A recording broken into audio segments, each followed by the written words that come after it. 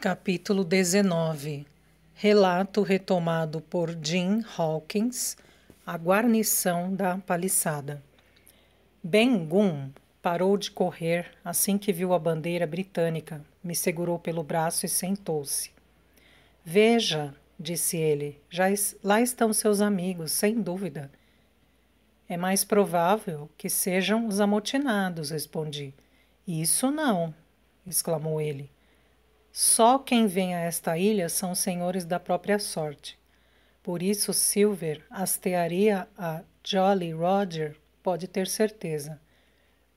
Não, são seus amigos que estão ali. E com todo esse tiroteio, imagino que estão levando a melhor. Conseguiram tomar a paliçada, construída há muitos anos por Flint. Aquele tinha uma cabeça boa, o Flint. Quando estava sóbrio, não tinha para ninguém. Não tinha medo de nada, não, senhor. Flint era um homem distinto. Bom, talvez sejam eles então, concordei. Mais uma razão para corrermos até lá. Não, companheiro, não é assim. Você é um bom rapaz, ou assim me parece, mas ainda é muito jovem para entender certas coisas. Ben-Gunn entende do riscado. Eu não apareceria lá junto com você, nem se me oferecessem rum, nem por rum, até eu conhecer esse cavalheiro que você me falou. E não se esqueça do que eu disse. Ben-Gunn valoriza muito, é o que você vai dizer, valoriza muito os cavalheiros bem-nascidos. E então dá um beliscão nele. E me beliscou pela terceira vez com o mesmo ar de cumplicidade. E quando quiserem falar com Ben-Gunn, você sabe onde encontrá-lo, Jim. No mesmo lugar de hoje. E quem for lá tem de ir com uma bandeira branca e deve ir sozinho. Ah, e você vai dizer o seguinte: Ben-Gunn tem suas próprias razões. Você diz. Certo, acho que entendi. Você tem uma proposta a fazer e quer conversar com o barão ou com o doutor. E vai estar no mesmo lugar em que nos encontramos hoje, é isso? A que horas? E você vai dizer, da hora que o sol apontar meio-dia até às 6 da tarde. Tudo bem, interrompi. Posso ir agora? Não vai se esquecer? Me perguntou ansioso. Valoriza cavalheiros, tem princípios. Você diz. Princípios. Isso é o principal. Princípios de homem para homem. Bem, então, ele ainda me segurava. Acho que você pode ir agora, Jim.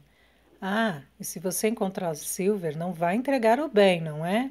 Por nada neste mundo. Diga que você não sabe de nada. Se você encontrar os piratas pela ilha, diga apenas que amanhã muitas mulheres ficarão viúvas. O estrondo de um disparo o interrompeu, e uma bala de canhão atravessou a copa das árvores e caiu a menos de 100 metros, de onde conversávamos. No momento seguinte, já estávamos correndo, cada um em uma direção. Disparos constantes sacudiram a ilha por pelo menos 1 hora, com os projéteis despencando sobre o bosque. Fui-me movendo pelos esconderijos que eu encontrava, sempre sob a mira dos disparos, ou assim me parecia. Depois de um bom tempo de bombardeio, embora eu ainda não tivesse coragem de ir diretamente para a paliçada, principal alvo das balas, de alguma maneira consegui me recompor e dei uma longa volta pelo lado leste, até me esgueirar entre as árvores mais próximas da cabana. O sol havia acabado de se pôr.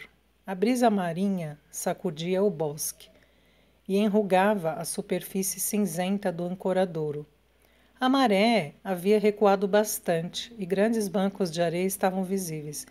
Após um dia de calor, o vento que penetrava em meu casaco começava a esfriar. O Hispaniola continuava no mesmo lugar, mas agora a Jolly Roger, a bandeira negra dos piratas, tremulava no mastro principal. Pude ver o clarão vermelho do canhão, disparando outra bala, que riscou o ar com um grande estrondo. Foi a última artilharia. Observei abaixado por um tempo o alvoroço que se seguiu ao ataque. Na praia, perto da paliçada, os piratas destruíam algo com seus machados. Era a pobre canoa de apoio, vinha a saber depois. Mais além, perto da desembocadura do rio, uma grande fogueira crepitava entre as árvores, e um dos botes ia e voltava daquele ponto até o navio. Os homens, antes tão abatidos, agora gritavam como crianças. Era possível perceber pelas suas vozes que estavam bêbados. Pensei que conseguiria chegar à paliçada, afinal. Eu ainda estava a uma grande distância, na ponte de areia que cercava o ancoradouro ao leste e que fazia a ligação com a Ilha do Esqueleto. Quando enfim me levantei, vi ao longe uma pedra alta e solitária, que se erguia entre os arbustos e se destacava por sua coloração mais clara. Era a pedra branca que Ben-Gunn havia mencionado, onde ficava seu barquinho, que eu poderia usar caso necessário. Adentrei novamente o bosque, até chegar à retaguarda da paliçada, do lado que dava para a praia, e logo fui recebido calorosamente pelo grupo de homens honestos. Depois de lhes contar tudo o que se passara comigo, olhei ao meu redor. A cabana inteira, paredes, assoalho e teto, era feita com troncos de pinheiro de diversos tamanhos. O piso ficava a cerca de 1 metro acima do chão de areia. À frente da porta havia um pequeno alpendre e abaixo dele a nascente jorrava em um poço artificial inusitado. Nada menos que uma enorme chaleira de ferro sem o fundo, fincada na areia até as tampas, como disse o capitão. A casa estava bastante danificada. Praticamente apenas a estrutura restava intacta. Em um dos cantos havia uma pequena laje de pedra, montada para servir de lareira, e um velho e enferrujado cesto de ferro para conter as brasas. Todas as árvores da parte interna da paliçada e do pé da colina haviam sido cortadas para a construção da cabana, e pelos tocos que restaram, percebia-se que ali havia antes um bosque alto e frondoso. A maior parte do terreno havia sido limpa ou aterrada após a remoção das árvores. Apenas ao redor do fio de água que corria da chaleira cresciam um grosso tapete de musgo e alguns arbustos que verdejavam pela areia.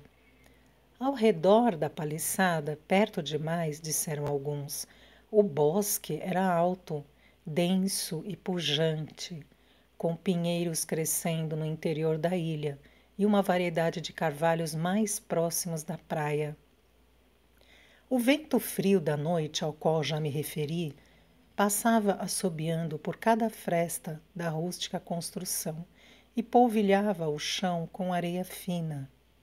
A areia entrava em nossos olhos, dentes, comida, dançava na água da chaleira, invadia tudo como se quisesse cobrir o mundo. Nossa chaminé era um buraco quadrado no teto.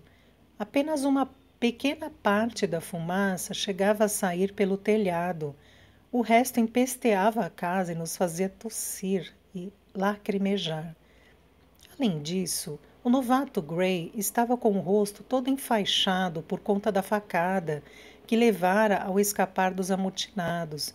O pobre Tom Redruth jazia ainda colado à parede, esticado sob a bandeira britânica. Se tivéssemos ficado ociosos, provavelmente nos entregaríamos à melancolia, mas o capitão Smollett jamais permitiria isso. Convocou todos os homens e nos dividiu em grupos de sentinelas. Eu, o doutor e Gray seríamos os primeiros. O barão, Hunter e Joyce nos renderiam. Como estávamos cansados, 2 homens foram buscar lenha e outros 2 foram cavar a cova para Redruth. O doutor ficou encarregado de preparar a comida. Eu vigiava a porta e o capitão ia de um em um para nos animar e oferecer ajuda. De vez em quando, o doutor saía para tomar um ar e descansar os olhos, ardendo de tanta fumaça, e sempre conversava um pouco comigo. Smollett é um homem melhor que eu, comentou. E não digo isso à toa, Jim. Em outra ocasião, saiu e se manteve em silêncio por um tempo. Então inclinou a cabeça e olhou para mim. Esse Ben-Gunn é confiável? Indagou. Não sei dizer, senhor, respondi. Sequer tenho certeza se está bom da cabeça. Se ainda existe a dúvida, é porque lhe resta um pouco de sanidade. Não se pode esperar que um homem que está há 3 anos em uma ilha deserta, passando o diabo, pareça tão normal quanto eu e você. Não é da natureza humana viver desse jeito. Você disse que ele gosta de queijo, não é? Isso mesmo, senhor, queijo, respondi. Veja só, Jim, como é bom ser frugal na alimentação.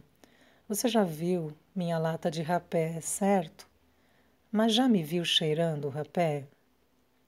É porque nessa lata eu coloquei um pedaço de queijo parmesão. É um queijo italiano muito nutritivo. Será um presente para Ben-Gunn. Antes do jantar, enterramos Tom na areia e ficamos ao redor da sepultura por alguns minutos, em uma cerimônia improvisada. Os homens haviam recolhido bastante lenha, mas ainda não era suficiente, segundo o capitão, que sacudiu a cabeça em desaprovação, dizendo: amanhã precisaremos trabalhar com mais afinco. Mais tarde, após uma dose de conhaque e um pouco de carne de porco, os 3 líderes se juntaram em um canto para discutir o nosso futuro. Queimaram as pestanas pensando em como agir. O grupo de socorro demoraria ainda muito tempo e nossas provisões eram tão poucas que não havia saída a não ser nos entregarmos. Decidiram que nossa melhor chance seria matar os piratas um a um até que se rendessem, ou que fugissem do Espanhola. O bando já havia sido reduzido de 19 para 15. 2 estavam feridos e pelo menos um deles, o que havia sido atingido ao lado do canhão, estava em estado grave, se não morto. Deveríamos aproveitar cada oportunidade de abater um deles, tomando extremo cuidado para resguardar nossas vidas. Além disso, tínhamos outros 2 aliados, o rum e o calor. Quanto ao primeiro, embora estivéssemos a quase 1 quilômetro de distância, era possível ouvi-los gritando e cantando até tarde da noite. Quanto ao segundo, o doutor apostou sua peruca que, por estarem acampados junto ao pântano e sem nenhum medicamento, metade morreria de malária em menos de uma semana. Por isso, acrescentou o Dr. Livesey, se não nos matarem antes, logo irão embora com o navio. Afinal de contas, sempre poderão voltar à pirataria, não é? É o primeiro navio que perco na vida, lamentou-se o capitão Smollett. Como podem imaginar, eu estava morto de cansaço. Fui me deitar e, depois de me revirar muito, dormi feito uma pedra. Acordei com a movimentação e as vozes dos outros. Acordados há muito tempo, fizeram café e aumentaram consideravelmente nossa pilha de lenha. Bandeira branca! Alguém avisou e logo depois gritou surpreso. É o Silver, em pessoa! Levantei-me com um salto, esfreguei os olhos e corri espiar por uma das frestas da parede.